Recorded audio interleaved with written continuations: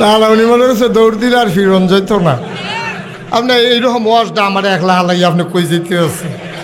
আপনি এলাকাত বাড়ি দেখে আমার হালাই আমার লইয়া যাবেন না? আপনি আমার লইয়া যাইয়েন বল। আমি বেশি দেরি করতাম না, আপনার লইয়া আমি সহ একবার যাবো। আমিন কন, জোরে কন। তা আমার বন্ধু কথা মনে আছে তো নাকি? তা আমার বন্ধু যখন কইছে আমি বললাম ঠিক আছে আসো, জোহর নামাজ পড়ে একসাথে দেখা হবে। তো মসজিদের গেটের ভিতরে দুই পাশে দেখবেন কিছু ভিক্ষুক বৈশা থাকে। তা আমার লগে সবসময় নামাজ পড়ি তো, একটা ভিক্ষুকের খুব খাতির। তা আমি চেষ্টা করি তারে কিছু সহযোগিতা করার জন্য, বিবে বাচ্চা নিয়ে যেন চলতে পারে। তবে লোকটা অন্ধ। তা আমি কথা বলতে বলতে বের হয়ে যাচ্ছি, আমার আর ওই ভিক্ষুকের কথা মনে নাই। পুরানা দিনের দুস্থ ভাই আগাইতে আছি। তা আমি যে কথা কইতে কইতে যাইতে আছি, এই অন্ধদের কিন্তু খুব ব্রেন কিন্তু খুব শার্প। ও বুঝে ফেলছে যে ওরা সীমানা ফাড়িয়ে গেছি গিয়া। তা আমি তো গেলে কিছু টেহা পয়সা দেই, তো তারে যখন ফাড়িয়ে গেছি গাতে আমার ডাক দেখো হুজুর জাগাইতে আছে। আমি গাড়ে না আইতে আসি। তা আমি আবার ফিরে গেছি, গিয়ে আবার বন্ধুরে বললাম যে এই লোকটার সাংঘাতিক বুদ্ধি, তো হয়ে দেখে না কি এর বুদ্ধি। আমি এখন দেখবা কি বুদ্ধি। তা আমি গিয়া সেটা পকেট থেকে একটা 10 টাকার নোট বার করে ভিক্ষুকটার হাতে দিয়া বললাম নে, আর যে আমার বন্ধু আইছে মন খুব ভালো আছে, এই জন্য তোর 100 টিকা একটা নোট দিলাম। দিছি কত? কথা কয় না, কয় টাকা দিছি? কত কইছি? কত? তে নোটটা ধরে সেরা কি তা জানি এমনি সাইয়া টাইয়া সেরা আমার দিকে সাইয়া কয় শয়তানি করেন। আমি কি শয়তানি? কয় 10 টিকা। আমার চোখে পানি চলে আসছে। আমি চিন্তা করে দেখলাম এই বুড়া মানুষটা 40 বছর ধরে যার সাথে সংসার করে, ওই মহিলাটা কথা না বললে এই মহিলারা সে চিনে না। জন্ম দেওয়া নিজের সন্তান সামনে দিয়ে হেঁটে যায়, এই ভিক্ষুক সন্তানরে চিনে না, কিন্তু ঠিক ঠিক ঠিক ঠিক টাকাটা ধরে বুঝে ফেলছে 100 না 10 টাকা। এটার নাম হইল আকল, এটার নাম বোধ, এটার নাম বিবেচনা, ভালো মন্দ বুঝার ক্ষমতা, ঠিক কিনা? তাহলে এই আকল কাজে লাগবে আমার আল্লাহর পক্ষে, আকল কাজে লাগবে ইসলামের পক্ষে, আকল কাজে লাগবে আমার নবীর পক্ষে। কোরআনুল কারিমে সূরা তাওবার 111 নম্বর আয়াতে সেই ওয়াদা আল্লাহ নিয়েছেন, ইন্নাল্লাহা আশতারা মিনাল মুমিনিনা আনফুসাহুম ওয়া আমওয়ালাহুম বিআন্না লাহুমুল জান্নাহ। আল্লাহ ডাক দেখো দুনিয়ার মানুষ, নিশ্চয়ই আল্লাহ কিনে নিয়েছেন মিনাল মুমিনিনা মুমিনদের কাছ থেকে, অর্থাৎ আমাদের কাছ থেকে, আনফুসাহুম আমাদের নফস, আমাদের জীবন, ওয়া আমওয়ালাহুম আমাদের মাল, বিআন্না লাহুমুল জান্নাহ যেই জিনিসটা দিয়া কিনছে তার নাম হইল জান্নাত। বলো ঠিক কিনা? কয়টা জিনিস না আল্লাহ দিছে? ভুলে গেছেন কয়টা? 1 নম্বরে আকল, বোঝ, বিবেচনা, ভালো মন্দ বুঝার ক্ষমতা। 2 নম্বরে কোরআনুল কারীম, যালিকাল কিতাবু লা রাইবা ফি হুদাল লিল মুত্তাকিন, ভয় পাওয়া মানুষের জন্য এ কোরআন হলো হেদায়েত। কোরআনের ব্যাপারে আপনি অনেক কথা শুনেছেন, আমাকে 3 নম্বরে যাওয়া লাগবে। 3 নম্বরে মহামূল্যবান যে জিনিসটা দিয়েছেন তার নাম হলো নবী মুহাম্মদুর রাসূলুল্লাহ।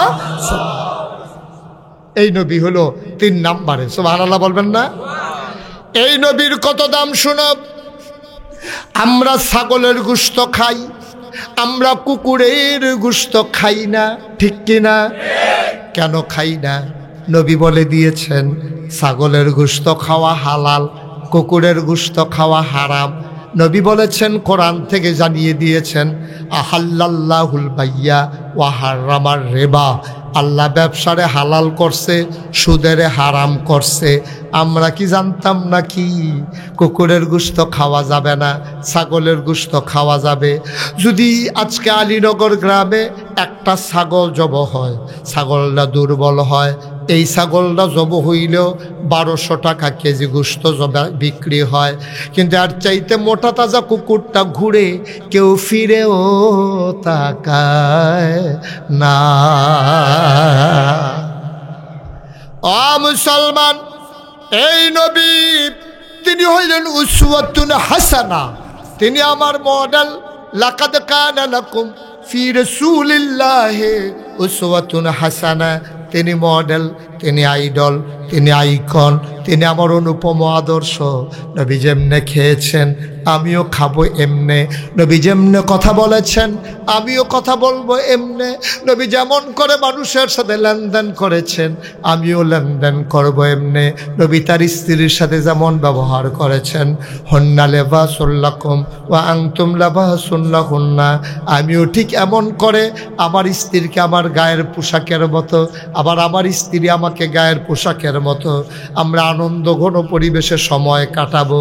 ও মুসলমান, এই নবীর ব্যাপারে আল্লাহ ডাক দেয়া কয় যে ও দুনিয়ার মানুষ শুনো শুনো শুনো শুনো, আমরা বলি আল্লাহ ও আল্লাহ নবীকে আপনি কি হিসাবে পাঠাইলেন আপনি আমাদেরকে একটু জানিয়ে দেন। আল্লাহ কয় ওয়ামা আরসালনাকা ইল্লা রাহমাতাল লিল আলামিন।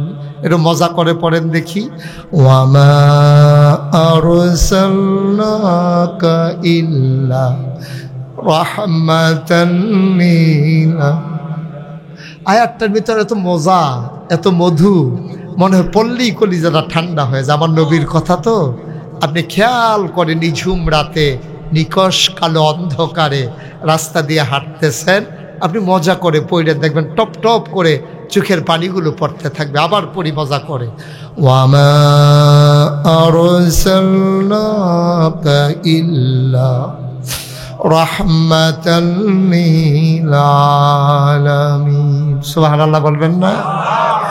যত জায়গায় আমার আল্লাহ রব আলহামদুলিল্লাহি রাব্বিল আলামিন, সমস্ত জগৎ সমূহের জন্য। এটা কি করলেন ভাই? এই যে সাদা গেঞ্জি বসো, এই লাল গেঞ্জি, এই ইট কালারের গেঞ্জি রে, মনে করছো এই হুজুরে বয়াই লেছে আমরা বোধহয় আটতাম ফারাম, আমরা গঞ্জি গাও দই না, হুজুরে ফাঞ্জাবি গাও দই না লেগে আটন যেত না। আর এতেন গঞ্জি গাও দিয়ে তো খুল্লা লাইলে তো আরো বেশি আটতে পারবি। নড়াচড়া করবা না, ওয়াজ শেষ পর্যন্ত ধৈর্য ধরে বসো। আসল জায়গায় আমরা আইসা পড়তেছি। আমিন কন, জুড়ে কন, আর জুড়ে। এবার আমরা জেনে গেলাম আল্লাহ হইল সমস্ত জগৎ সমূহের রব, আর আমার নবী হইল সমস্ত জগৎ সমূহের জন্য রহমত। যত জায়গায় আল্লাহ রব, তত জায়গায় আমার নবী রহমত। এমন একটা জায়গা পাবা না যেখানে আমার আল্লাহ রব না, এমন একটা জায়গা পাবা না যেখানে আমার নবী রহমত না। প্রমাণ আছে নাকি না? নবী যে বছরে জন্মগ্রহণ করেছেন তৎকালীন, খুব খেয়াল, আমরা শিকন কথা এসে পড়ছি, যেই জমানায় নবী জন্মগ্রহণ করেছেন ১,৫০০ বছর আগে, তখন মক্কায় একটা সিস্টেম ছিল, বংশাবলী মানুষ যারা যারা ভুইয়া চৌধুরী, যারা খনকার, সরকার, পেশকার, যারা স্বর্ণকার, দফাদার, চকিদার, কন্ট্রাক্টর, যারা এমপি, যারা মন্ত্রী, যারা যারা বিরাট বড় সমাজপতি, তারা নিজের বিবির বুকের দুধ তারা বাচ্চাদেরকে খাওয়াইতেন না। বড় বড় বংশাবলী মানুষ যারা, টাকাওয়ালা মানুষ যারা, তারা নিজের বউয়ের দুধ বাচ্চারা খাওয়াইতো না। বাচ্চা খাইব কি? তৎকালীন জামানায় মক্কার পার্শ্বে একটা শহর ছিল, এখনো আছে, শহরটার নাম তায়েফ। কিয়েফ, কথা না, কিয়েফ। এই তায়েফ থেকে একদল মহিলা আসতো মক্কায়, আইসাই বাচ্চাগুলারে টাকার বিনিময়ে, আহা ভাই কি ছেড়ে দেবো আমি মাইক, তাই যে একজনের পর একজন উঠতেই আছে উঠতেই আছে। এটা কি নিয়ম আছে না? হ্যাঁ কি জানাল ভাই, এরকম নিয়ম আছে নাকি? কি এর হাজত, তখন জেলখানা চলতে আছে। দয়া করে উঠে উঠি করেন, একটু সুযোগ দেন আমাকে। আপনি তো ইউটিউবে আমার ওয়াজ শুনেছেন, আমার মাহফিল থেকে কেউ উঠছে, এটা তো কোনো প্রমাণ নাই ভাই। আপনি তো একটা ইতিহাস তৈরি করতে আছে, হাঁটাহাঁটি করেন না, সবাই বসে। তো আমি শেষের দিকে যাচ্ছি। নবী যে বছর জন্মগ্রহণ করছে, নবীর বংশ কি ছোট বংশ না বড় বংশ? আমার কথা কয় না, ছোট বড় না অনেক বড়? মক্কার না, শুধু পৃথিবীর বিখ্যাত বংশ কুরাইশ বংশের বনু হাসিম গোত্র। কুরাইশ বংশের ভিতরে আবার যেই শাখানা সবচেয়ে বেশি মর্যাদার, তার হলো বনু হাসিম। এই গোত্রের সন্তান হলো নবীজি। নবীর আব্বা দুনিয়ায়, নবী আসার আগে, ভাই এটা বন্ধ করেন, শোনেন এখন, নবীর আব্বা দুনিয়াতে আসার আগে নবীজি ইন্তেকাল করে, এই নবীর আব্বা ইন্তেকাল করে ফেলেছেন নবী দুনিয়ায় আসার আগে। এখন বাচ্চা একটা তৎকালীন জমানায় তায়েফ থেকে বছরে তারা একবার আইতো, আইয়া সেটা বাচ্চা লইয়া দুধ খাওয়াইয়া 2-2.5 বছর পরে টাকার বিনিময় না দিয়া যাইত। তো নবী যেই বছর দুনিয়াতে আসছে, এই বছর লোক রওনা দিছে, মনে করেন ভৈরবতে রওনা দিছে, আইব আপনারা কিশোরগঞ্জ। কই আইব? কিশোরগঞ্জ ধরেন না, অষ্টগ্রাম পর্যন্ত না হইলে ফানি টানি বাইঙ্গা না আইলো আর কি, কিশোরগঞ্জে ধরেন। হ্যাঁ, রওনা দিছে করতে, আহারে কথা করা করতে গা আইব কো কিশোরগঞ্জ। এই ভৈরব থেকে রওনা দিছে, কিশোরগঞ্জ আসবে, সবাই মিল্লা রওনা দিছে ভৈরব থেকে। একদল মহিলা উটের পিঠে চড়ে, বাচ্চা কাচ্চা নিয়ে, সন্তান সন্ততি নিয়ে তারা রওনা দিছে, মক্কায় আসবে। ভৈরব থেকে রওনা দিয়ে সেটা আপনার কুলিয়ার সরাইছে, কি আর কুলিয়ার সরাইছে, পরে দেখে যে ফিসে এক বেডি নাই। এক বেডি চিনলেন দিয়ে কয় নাই, কয় কেডা নাই, আমার লগে আসিল, কয় নাম কইতে পারো না, কয় নাই। আরে কেডা নাম কি, কয় হালিমা। সুবহানাল্লাহ কইতেন না? কয় কোন হালিমা? কয় হালিমা তুই সাদিয়া, আমাদের সাথে বাচ্চা আনতে যাবে। এই মহিলা তো পিছনে পড়ে গেছে। আরে কই কি কুলিয়ার সর ভৈরবের সামান্য একটু আইসি, তো কুলিয়ার সর, কয় সামান্য একটু আইতেম পারলাম না, ওখানে কুলিয়ার সর এই মহিলা নাই। তো এই মহিলা কিশোরগঞ্জ পর্যন্ত যাইব কেমনে? এখন কি করবা? সবাই কি দাঁড়াইবা, অপেক্ষা করবা না চলে যাবা? সবাই অনেকক্ষণ অপেক্ষা করিয়া ভৈরবের দিকে চাইয়া থেকে যে কোনো খবর নাই, তারা এবার রওনা দিছে, চলে আসতেছে কিশোরগঞ্জ। কই আসতেছে? কিশোরগঞ্জ যখন আসছে, আইসা কোন বাড়িতে বিরাট বড় বিল্ডিং, কারাব্বা জাফান থাহে, কারাব্বা আমেরিকা থাহে, কে বড় ব্যবসায়ী, কেডা এমপি, টেহামাইরা বেগম ফারাই নিয়ে বাড়ি বানাইছে। ওই যে দেখছেন না কানাডায় বাড়ি বানায়, মালয়েশিয়া। আচ্ছা রে, আমার মাঝে মাঝে এমন দুঃখ লাগে, 17 বছর লাগাইয়া যে বানাইলি, ওখান বেড়ায় কো, বেডিয়ে কো, টেহা কো, বেড়া ফুটা রয়েছে একখানো, বেডি ফুটা রয়েছে আরেকখানো, টেহা এডো বাইয়া রয়েছে, কোমালা কেড়া যে লইতে পারে আগে, এরকম অবস্থা হইয়া রয়েছে। তো লাভ কি? এই দুনিয়ার হিয়াল কুত্তার জিন্দগির কোনো দাম আছে বেড়া? এর চেয়ে অনেক ভালো আমার রিক্সাওয়ালা, ঠিক কিনা কম? আমার রিক্সাওয়ালা সারাদিন রিক্সা চালাইয়া যা পায়, বউ একটু ভর্তা বানাই দেয়, সাইডে বৈশা বৈশা বাতাস করে, আরে কি শান্তি রে। বউয়ে বাতাস করতে আছে, তে খাইতে আছে, এর ভিতরে খাইয়া সরছে, পরে তে ঘুমাইছে, বাতার মধ্যে বউ একটু হাত বুলাই দিছে, তেজ একটা নাক ডাক দিছে, সেলুমে শুনে তো এমনি আওয়াজ হয় না তার নাক ডাকটা। তো আমার রিক্সাওয়ালা, আমার খেটে খাওয়া মানুষ, আমার এই কিশোরগঞ্জের মানুষ, আমার ভাটি এলাকার মানুষ, সারাদিন জমিনে কাজ করে ভাত খেয়ে যখন গাছের নিচে শুয়ে গামছাড়া মাথার তলে দিয়া যে একটা ঘুম দেয়, এই ঘুমটা যদি বেসন যাইতো, কেজি 2.5 কোটি টাকা বেচা গেল, ঠিক কিনা কও? ওষুধ খাইয়েও হাতার ঘুম নাই তো, মনে করছে কেডাই জানি আঞ্জা দিয়া দৌড়া দেখে কেউ নাই। এই জিন্দগির দাম আসেনি কোনো বেড়া। এই টাকা দিয়ে লাভ কি? এই টাকার কিসের লাভ? ঘুম নাই, খাওয়া নাই, পুলিশে কহেন দিয়ে দৌড়ালায়, রিমান্ডে লইয়া যাইয়া কি একটা টেনশনে আছে, যায় টেহা পাড়ে যে হেডি বেড়ে এনে লইয়া ইয়া পড়ে, এই একটা টেনশনে দেখি জিন্দগি হইলো বেড়া। বাসে কয় বছর মানুষ, বাসে কয় বছর, কি দরকার এত টাকার? কি করবে এত টাকা দিয়া? নিশ্চিন্তে নিঃসংকোচে ঘুমাও, খাও, আরাম করো, বাচ্চা কাচ্চা হইতে আছে 10-15 জন, এটাই না একটা শান্তি। মর্ত লইলে 15 জনের সিল্লানে আজরাইল বেড়াইয়া কাছে হইতে আছে, এখানে যেমনি বেড় দিয়া রাখছে তার বাহিরে দৌড়া নিলাই উল্টাইয়া, হেতে খালি সিফা বিচারে কহেন দিয়া যায়। তোমরা 15 জন হইনা তো 80 দিয়া লইছ। আমি যে এই ইয়ার সময় টেকনাফে যখন রোহিঙ্গাদেরকে সাহায্য দিতে গেলাম, গিয়া সেটা দিয়ে 15 জন লইয়া বইয়া রইছে। আমি কই দেখি এরা কয় আমরা রে কান্দি, আমি কই সব দেখি আপনার কয় 2 জনে পানি আনতে গেছে। 17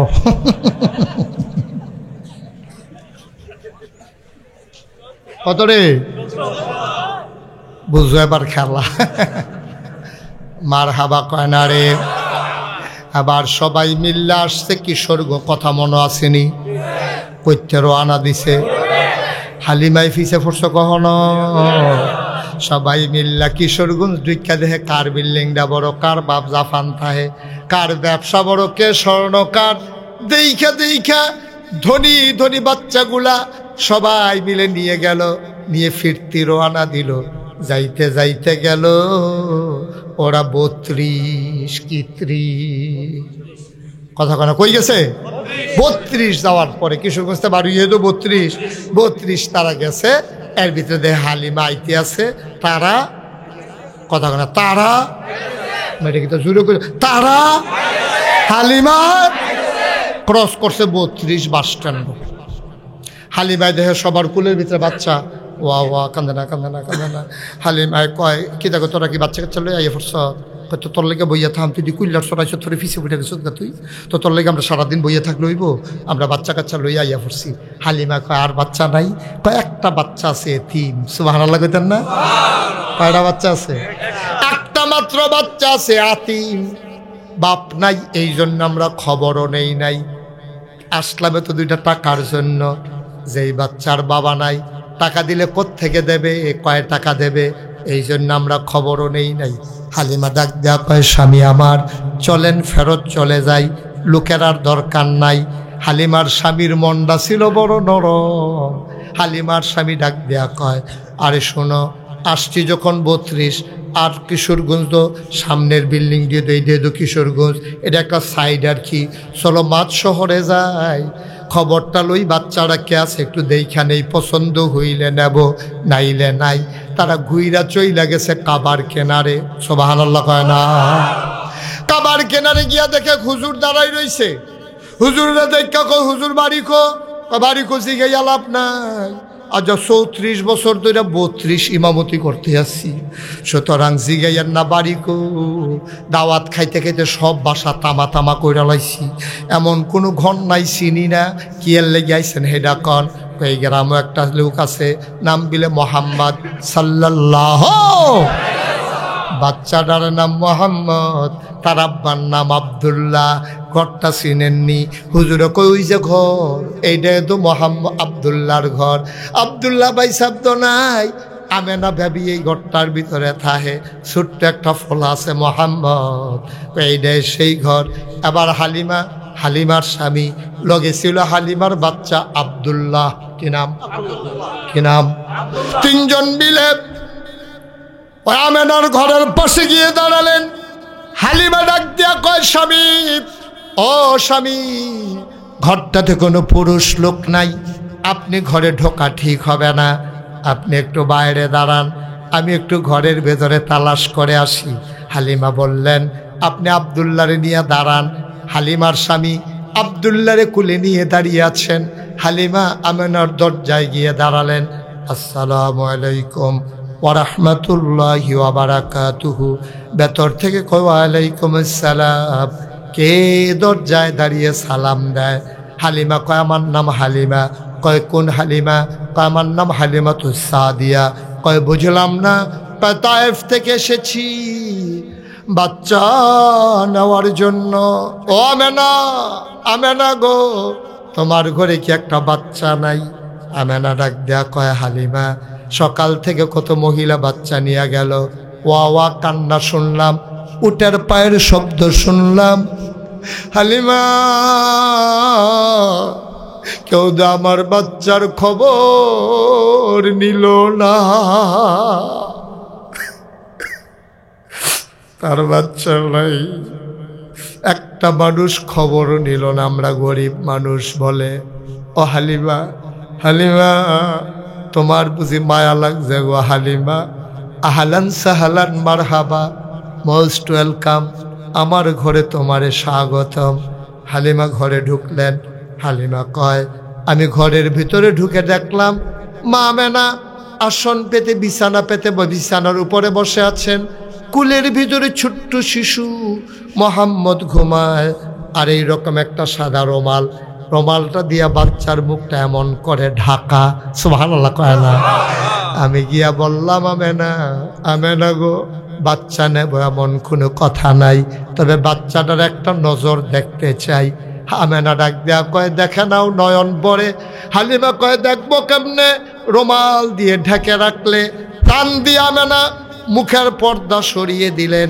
হালিমা কয় জীবনে আমি অনেক বাচ্চা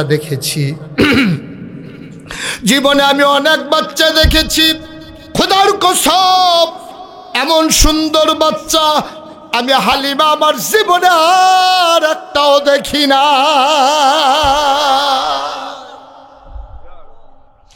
মুফাসসিরিনে কেরাম, মুহাদ্দিসিনে আযম, মুফতিয়ানে কেরাম সবাই মিলে কয় হালিমা কথা বলতে সাবধানে বইল। তুমি বলতেছ এত সুন্দর বাচ্চা দেখো নাই, দেখবা কেমনে গো হালিমা? এত সুন্দর বাচ্চা দ্বিতীয় আর একটা আমার আল্লাহ বানায় না।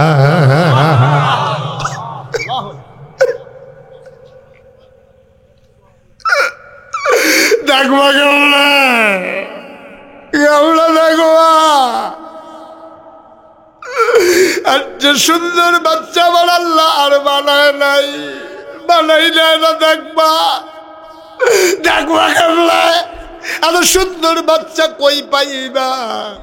আবার হালিমা কয় আমি নিষ্পলক নয়নে তাকিয়েছি বাচ্চাটার দিকে। এত সুন্দর মানুষ হয়, সে নাক ডেকে ঘুমায় ছোট বাচ্চা। আমার মন চাইল আমি তো তারে দেখতেছি, তে তো আমারে দেখে না, যদি চোখ খুলে একটু তাকাইতো।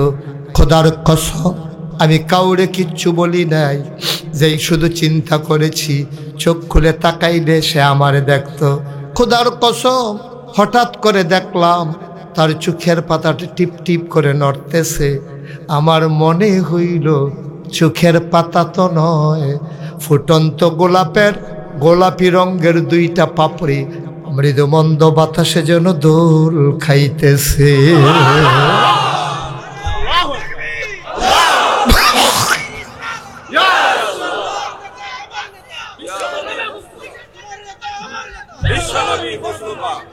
মুসলমান মন দিয়ে শুনো, আমার মনে হইল গোলাপ পাপড়ি যেন দুল খায়। আমি কিচ্ছু বলি নাই, আমি ডাকিও নাই। ঠিক ঠিক মুহাম্মদ সাল্লাল্লাহু আলাইহি ওয়াসাল্লাম চোখ খুলে তিনি আবার আমার দিকে তাকাইলেন। আমি তো তাকিয়েছি আগ থেকে, এবার মুহাম্মদ আমার দিকে তাকাইল। চার চোখের মিলন হয়ে গেল। আমিও তাকিয়ে আছি, মুহাম্মদও তাকিয়ে আছে। হঠাৎ করে অনেকক্ষণ তাকানোর পরে আমি খেয়াল করে দেখলাম তার ঠোঁটের কোণাটা একটু বাঁকা হয়ে গেল।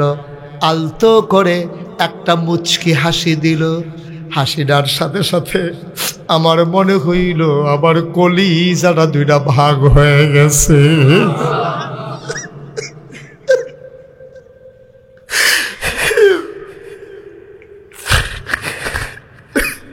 আমার মনে হইল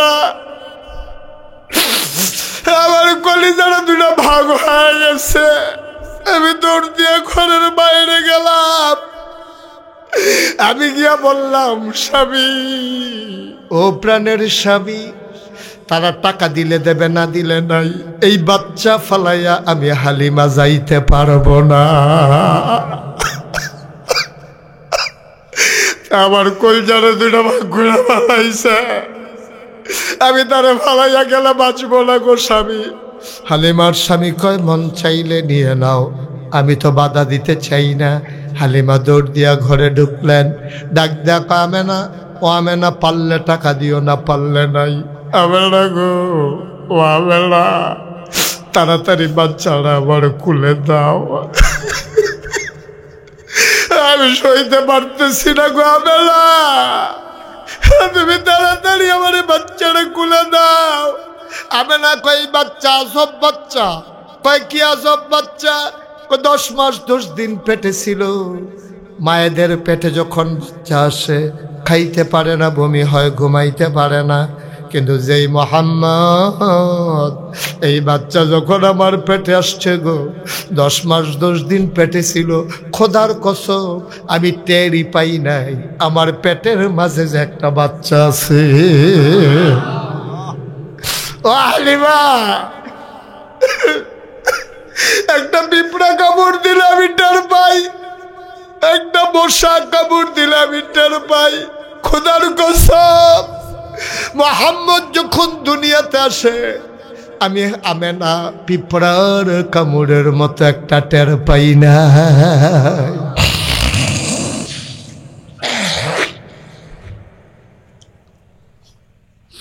হালিমা, ও হালিমা, এটা বড় আসব বাচ্চা গো হালিমা।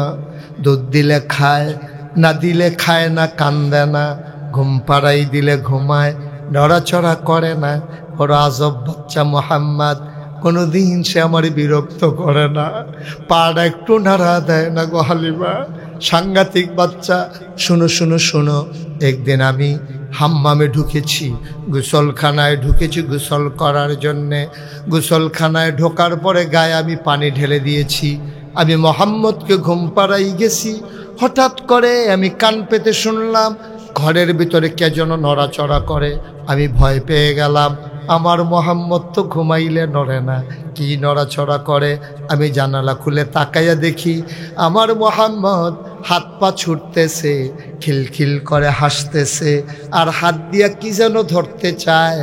আমি তাকাইয়া দেখি আমার মোহাম্মদকে আমি জীবনে একটা কাগজের ফুলও কিনে দিতে পারি নাই, একটা খেলনা কিনা দিতে পারি নাই। তার আব্বা নাই, আমি তারে কিচ্ছু কিনে দিতে পারি নাই। আমার মনে বড় আফসোস ছিল, এই চাঁদের টুকরা সন্তান, একটা খেলনাও কিনে দিতে পারলাম না। এটা নিয়ে আমার মনটা বড় খারাপ। হালিমা, ও হালিমা, হালিমা গো, আমি দেখলাম সে কি যেন ধরতে চায়। আমি উপরের দিকে তাকাইয়া দেখি আমি তারে খেলনা কিনা দিতে পারি নাই, আমার আল্লাহ তারে খেলনার বাকি রাখে নাই।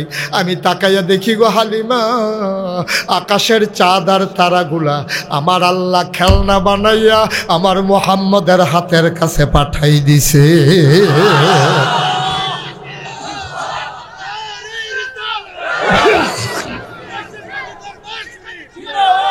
বন্ধুরা আমার, ভাইরা আমার, গভীর মনোযোগ, মন দিয়ে শুনো রে ভাই। হালিমা কয় দাও দাও দাও, আমার কুলে দাও। এবার বিসমিল্লাহ বলে মা আমেনা বাচ্চাটাকে হালিমার কুলে দিলেন। হালিমা কয় পৃথিবীর মানুষ শোনো, তোমরা সাক্ষী থাকো, খোদার কসম, আমি যখন যেই মাত্র কুলে নিলাম আমার ছেলে, কি নাম? আব্দুল্লাহ। ইয়েস, আমার ছেলে কি নাম? আমার ছেলে আব্দুল্লাহ তায়েফ থেকে মক্কায় আসতে আসতে, ভৈরব থেকে ওই কিশোরগঞ্জ আসতে আসতে বারবার আমার বুকে চুষণ মেরেছে। আমার শরীরটা ছিল শুকনা, দুধগুলো ছিল একেবারে শুকনা, একটা ফোঁটা দুধ সে পায় নাই। খোদার কসম, যেই মাত্র মোহাম্মদকে কুলে নিলাম আমি টের পাইলাম আমার শুকনা দুইটা বুক দুধে ভরপুর হয়ে গেছে। আমি টের পাইলাম আমার শুকনা দুইটা বুক দুধে ভরপুর হয়ে গেছে। ও আলীনগরের মুসলমান, কিশোরগঞ্জের মুসলমান, ইটনা মিঠামন আজমেরিগঞ্জের মুসলমান, লাখাইর মুসলমান, নাসিরাবাদের মুসলমান, মন দিয়ে শুনো রে ভাই। মুশতাক ফৈজি কোনোদিন এই জায়গায় আর আসে নাই। কোনোদিন যদি আর না আসে, কোনোদিন যদি তোমাদেরকে না ডাকে, মনে রাখবা আমি এসেছিলাম, মনে রাখবা কথা কয়টা বলে গেলাম। মাইনা মাইনা চইল রে ভাই, আমিও থাকবো না, তোমরাও থাকবা না। রঙ্গের ঘোড়া দৌড়াইও না, মন যা চায় তা কইর না। আল্লাহর দেখানো পথ আর নবীর তরিকা, আল্লাহর বিধান আর নবীর তরিকা অনুযায়ী জীবন চালাইবা। বিধান মানবা আল্লাহর, তরিকা মানবা নবীজির, এর বাইরে কিচ্ছু নাই। সুন্দর করে সোনার জিন্দেগি করবা। একদিন যখন মরে যাবা সবাই মিলে মাইকে ঘোষণা দিয়ে দেবে, ওই আলীগড় নগর নিবাসী জয়নাল আবেদিন মোল্লা নাই, কোনো মানুষ নাই, সাইফুল্লাহ নাই, মুস্তফা নাই, হজরত মাওলানা আব্দুর রউফ নাই। যেদিন ঘোষণা আসবে মানুষটা নাই, সবাই মিলে দৌড়ে দৌড়ে আসবে। কাফন পরাইয়া যখন দাফন করে দেবে মাটির কবরে, সবাই দেখুক মাটির কবর, এমন একটা জিন্দেগি কইরা যাইও সবাই দেখুক মাটির কবর। তুমি যেন কবরে গিয়া দেখো মাটির কবর মাটি নাই, মাটির কবর জান্নাতের টুকরা হয়ে গেছে। এমন একটা জিন্দেগি আমরা চাই নাকি চাই না? সবাই চাই নাকি চাই না? ভাই কয়দিনের জিন্দেগি, কয়দিনের জিন্দেগি কই ছিল? কই মুরব্বীরা এখন কই? মুরব্বীরা যারা ছিল কই গেল রে? আমরা যারা আছি কই যাব রে? ভাই খুব খেয়াল করে শোনো, এই যে তোমরা দেখেছো মুশতাক ফৈজি পীর সাহেব, তোমরা আমার সম্পর্কে অনেকেই জানো না, অনেকেই যাও নাই। তোমাদের এলাকার মাস্টার মোহাম্মদ কি নাম জানি গেল যে আমার তো বুরহানুদ্দিন, মাওলা মাস্টার বুরহানুদ্দিন সাহেব, উনি আরেকজন নিয়ে আমার দরবারে গেছিল। জিগাই আকায়েদ, জিগাই আমার দরবার কি জিনিস? আমার দরবার কামাই রোজগারের জায়গা না রে ভাই। মুনি দেউন্না খাউন্না মানুষ, মেহনত কইরা খাই, কাম কইরা এখনো খাই। মাদ্রাসার অঙ্গরে প্রতিটি গাছের গোড়ায় আমার হাত লাগে, বইয়া বইয়া খাউন্না মানুষ আমি না। আমারও যেই ভক্ত মুরিদ বাংলাদেশে আছে, আমি যদি এক জায়গায় বসে যাই খাবারের অভাব নাই, কিন্তু লজ্জা লাগে। হগিন নেবে আইনা টেহা দিব, রিক্সাওয়ালা আইনা টেহা দিব, কুলি মজুর আইনা টেহা দিব, সেই টাকা খাবো। এই জন্য লেখাপড়া করছিলাম, এই জন্য আল্লাহ হাত দিছে, পা দিছে, নাক দিছে, মুখ দিছে, চোখ দিছে। আমার মতো মানুষটা মাটি কাটলেও তো ডেলি 500 টাকা কামাই করন যায়, অটো চিলাইলে অটো চালাইলে 1000 টাকা কামাই করন যায়, সিএনজি চালাইলে 1500 টাকা কামাই করন যায়। আমি ফিসাব দেখে বইয়া থাহন লাগবো, আর মুড়ি দেন না দিবা আমি বইয়া বইয়া খায়াম। এত নাদান কি রে? নাদান এত কেন? নাদানে ভর করছে। তুমি পারলে তোমার মুড়িদের জন্য কিছু করো। এই যে বন্যা গেল আপনারা জেনেছেন, 15 দিন আমি সংসার থেকে বিচ্ছিন্ন ছিলাম। আমি বুক পানি কোমর পানি ভেঙে ভেঙে আমার এলাকার মানুষের ঘরে ঘরে গিয়ে আমি খাবার দিয়ে আসছি। মানুষগুলো আবার জ্বর হয়ে ধরে কাঁদছে, হুজুর আপনার মতো মানুষ, আপনি এই পানিতে ভেঙ্গে জীবনে পানিতে নামেন নাই, আর পানি ভেঙ্গে আমাদের জন্য খাবার নিয়ে আসছেন। আমি কেঁদেছি আর বলেছি, তোমরা আমারে দেখো, আমার কি একবার দেখতে মন চায় না? করোনার সময় আমার এই গাড়ি নিয়ে আমি বাজার করে করে যারা বেশি ভয় পায় তাদের দরজার ফাঁক দিয়া জানালা দিয়া আমি তাদের ঘরে সাহায্য পৌঁছে দিয়েছি। ফিসা বইলে খালি লোন লাগবো, দিলে কি না যায় নাকি? খালি খাই তুমি খালি দিবা, খালি এই আতফাতা হিকছে। এই নাদান্না ফানার কারণে আজকে এই ফিসাবের কলঙ্ক হয়েছে, ঠিক কিনা? খালি আতফাতা হিকছে, এমনি দৌড়া রাহে কারা জানি এমনি ঘুরাই দিছি, এটা আবার ঘুরা যাই। নাদান কোথা?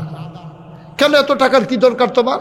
মুরিদরে তুমি খালি কও দুনিয়া সারো দুনিয়া সারো, আর নিজে খেত কিনতে কিনতে 1 গ্রাম 1 গ্রামও গেছো গা। তোমার লাগে দুনিয়া সারন লাগে না তোমার? তুমি মুরিদরে দুনিয়া সারাও আর নিজে আঞ্জা দিয়ে দুনিয়ারে লইয়া ফুইরা রইছো। কারবার কি? কি কারবার?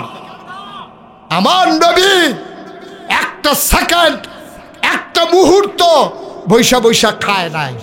আমার নবী সবচেয়ে বেশি পরিশ্রম করছে সাহাবাদের ভিতরে। আমার নবীজি যখন খন্দকের যুদ্ধের আগে খাল কাটতে আসে, সালমান ফার্সি ইয়ে বুদ্ধি দিয়েছে, নবী গো আমরা সৈন্য সংখ্যা কম, তারা বেশি, আমরা তো জিততাম পারতাম না।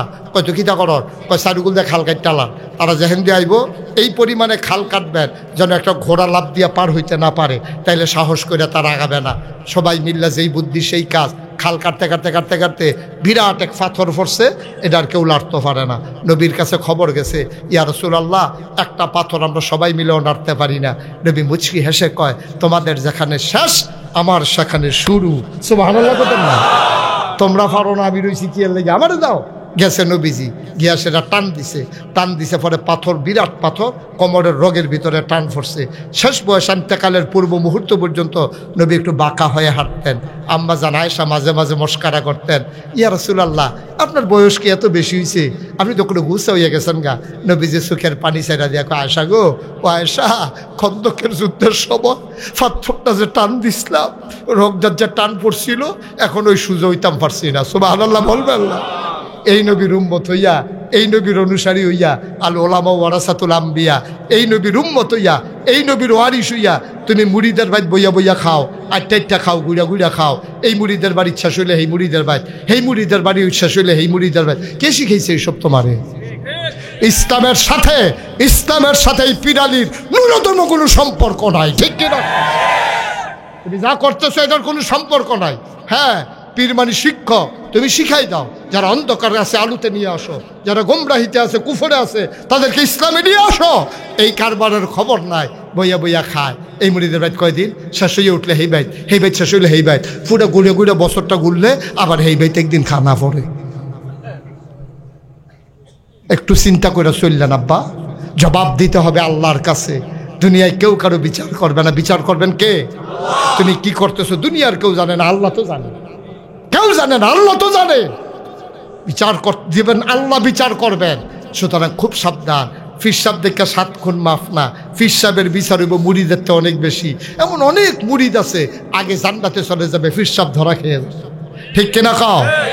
ওই যে মুরিদ বিশ্বাস করে যে আইছে, মুরিদে এই অনুযায়ী আমল করছে, মুরিদে পার পেয়ে যাবে, ফির সাহেব ধরা খাইয়া যাবে। তাই না? যে ওই 2 নম্বরই করছে, টেহা কামাই করছে, যে বইয়া বইয়া খাইছে, যে আল্লাহ আটকাই ফেললে তো ধরা খেয়ে যাবে, ধরা খেয়ে যাবে। বাঁচার কোনো উপায় নাই। এই জন্য আমাদের সবার দায়িত্ব, সমাজের জন্য কিছু না কিছু করবেন। আপনারা যে এই যে সামনে রমজান আসতেছে, এই যে এলাকার যুবকেরা, শিক্ষিত মানুষেরা শহর ছেড়ে আপনারা অনেকে বাড়িতে আসছেন, এলিট পার্সন যারা, ধনী মানুষ যারা, আমার অনুরোধ, এটা ভাটি এলাকার মানুষ, এর সাথে নারী না বাটির সম্পর্ক আপনাদের। আপনারা যারা এখন শহরে থাকেন, একটু টাকা পয়সা দেখছেন, আপনারা শহরে যারা আছেন সবাই মিলে কিছু কিছু টাকা পাঠাইয়া গ্রামে যারা থাকে তাদের কাছে পাঠাই দেন। এখানে কারা ইফতারের অভাবে কারা রোজা রাখতে পারে না, সেহেরির অভাবে কারা রোজা রাখতে পারে না, তালিকা করেন। 50টা ঘর, 50টা ঘরে 2000 টাকা করে, 1 লক্ষ টাকা হইলে 2000 টাকার সামগ্রী দিলে 2 জনের পরিবারে অন্তত কোনো মতে রোজাটা রাখতে পারবে, সেহেরি খাইয়া ইফতারটা খাইতে পারবে সুন্দর করে। চেষ্টা করেন। আমরা এই সমাজে যারা জন্ম নিছি আমাদের কিছু দায়িত্ব আছে, তো চেষ্টা করেন।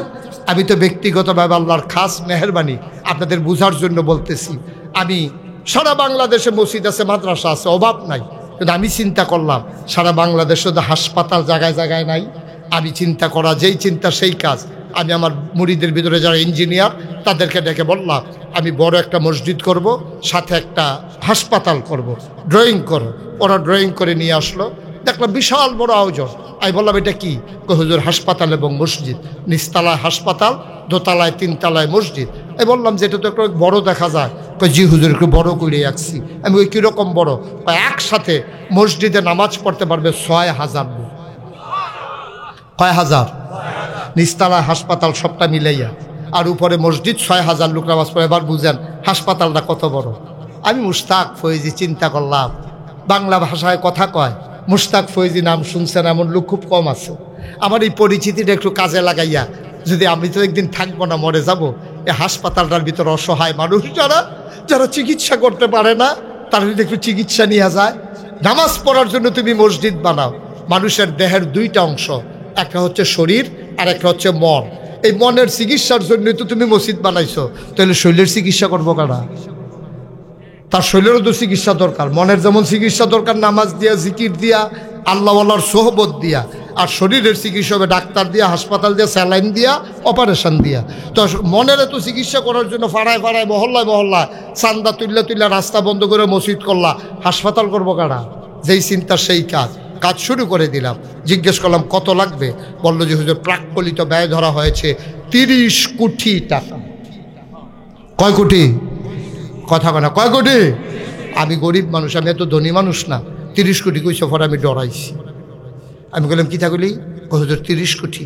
আমি জীবনে 1 কোটিতে একখানো দেখছ? জি না হুজুর। আমি কই তো 30 কোটি টাকা আমার উপরে সাফাই দিয়ে আছে, এটা শুধু ঘটনা কি? হুজুর শুরু করেন, আল্লাহ করাইবে, একটা নিয়ত করেন।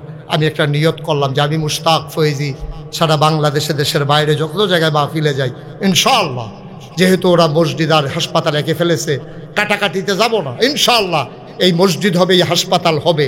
আমি নিয়ত করলাম 1 বছরে যত টাকা কামাই করি সবটা টাকা আমি মসজিদে দিয়ে দেবো ইনশাআল্লাহ।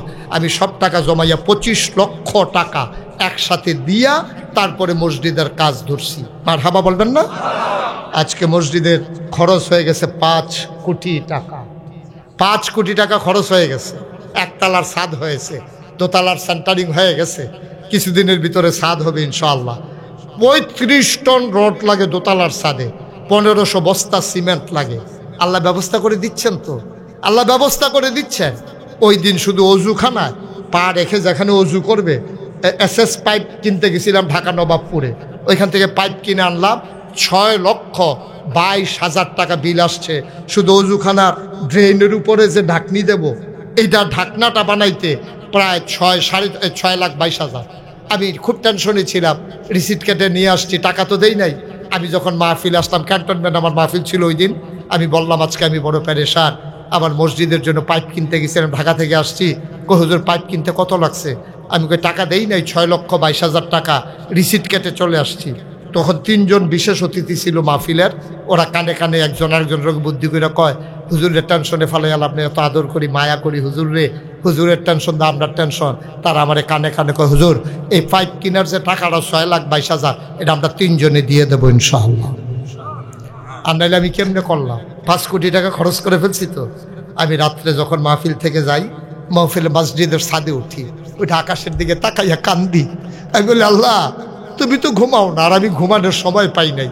আল্লাহ তোমার বন্ধু নবী বলেছেন, মান বানা লিল্লাহি মসজিদান বানাল্লাহু লাহু বাইতান ফিল জান্নাহ, যে দুনিয়ায় মসজিদ বানাবে আল্লাহ, তুমি নাকি জান্নাতে তার জন্য ঘর বানাবা। আমি নিজের চোখে দেখেছি, ভিক্ষা করা মহিলা মসজিদের পাশ দিয়ে যাওয়ার সময় জিজ্ঞেস করে, এটা কি? কয় ফিরসা হুজুরে মসজিদ বানাইতে আছে। কয় প্রত্যেক দিনের তো বাইক লইয়া যায়, আর যা মসজিদও দিয়া যাই কইয়া ঢাইল্লা মসজিদে দিয়া ভিক্ষা করা মহিলারা চলে গেছে। সুবহানাল্লাহ বলবেন না? আমি রাত্রে 2:30টায় নিজের চোখে দেখেছি, সিএনজিওয়ালা যাইতে আছে গ্যাস কিনতো, সিএনজিটা দান বাক্সর কাছে দাঁড় করাইয়া সিএনজিওয়ালা দেখি টাকা দিতেছে, আমি ছাদের থেকে তাকাই রইছি, আমি নিজের চোখে দেখেছি। ভাই এমনিই হয়ে যায়, একটা উসিলা নিয়ে যাবেন আল্লাহর দরবারে, জান্নাতে ঘর বানাইবেন কি দিয়ে আপনি? অথচ আল্লাহ নবী বলছেন, যে ব্যক্তি মসজিদ বানাবে জান্নাতে আল্লাহ তার জন্য ঘর বানাবে। আমার এলেনজুরিতে আমার কিছু ভক্ত মুরিদ আছে, ওখান থেকে ওনারা এসেছে। আরও বিভিন্ন এলাকায়, আপনাদের ভাটি এলাকায় আমার কিছু ভক্ত মুরিদ আছে। সবাই মিলে তারা তাদের মতো সাহায্য করতেছে, সহযোগিতা করতেছে। এখানে হাজার হাজার জনতার সামনে আমার কয়েকদিন পরে ছাদের ঢালাই হবে। আমি 2 তারিখে, মার্চ মাসের 2 তারিখে 4 দেশের সফরে চলে যাব। আমি 4 দেশের সফর আমার শুরু হয়ে যাবে ইনশাআল্লাহ। মার্চ মাসের 2 তারিখে আমি মালয়েশিয়া, তারপরে ওমান, তারপরে সৌদি আরব, তারপরে সাউথ কোরিয়া আমি সফরে যাব ইনশাআল্লাহ। তারপরে আসার পরে আমেরিকা এবং কানাডার কাজ চলতেছে, আশা করি চলে যাব আবার দেশের বাইরে। আল্লাহ তাবারক ওয়া তাআলা কবুল করে। এই মসজিদ বিনির্মাণে আমি পাগল হয়ে গেছি। আমি স্বপ্নে দেখি মসজিদ, ঘুমাইতে গেলে আমি ঘুমাইতে পারি না, খাইতে গেলে চোখের সামনে দেখি মসজিদ। এই প্যান্ডেলটার ভিতরে যারা আছেন, কেউ যদি মনে করেন, কোনো জুরাজুরি না, যে হুজুর আপনি যদি 25 লক্ষ টাকা দিতে পারেন, আমি 1,000 টাকা দিয়া আপনার মসজিদে আমি শরিক থাকলাম, মোস্ট ওয়েলকাম, আহলান সাহলান মারহাবা। মুশতাক ফয়েজি কোনোদিন হাত পেতে কারো কাছ থেকে 1 টাকাও নেয় নাই, কোনোদিন নেই নাই। আল্লাহ সাক্ষী, আল্লাহ ভালো জানেন। ইচ্ছে করলে আমি আমার হাজার হাজার মুরিদ, আমি ইচ্ছে করলে হাত পেতে নিতে পারতাম, বৈশা খাইতে পারতাম, কিন্তু আমি এই কাজ করি না। আমি মেহনত করে খাওয়াই না মানুষ, পরিশ্রম করে খাওয়ার মানুষ। কেউ যদি মনে করেন যে হুজুর এই মসজিদে আমিও কিছু শরিক থাকতে চাই, মোস্ট ওয়েলকাম।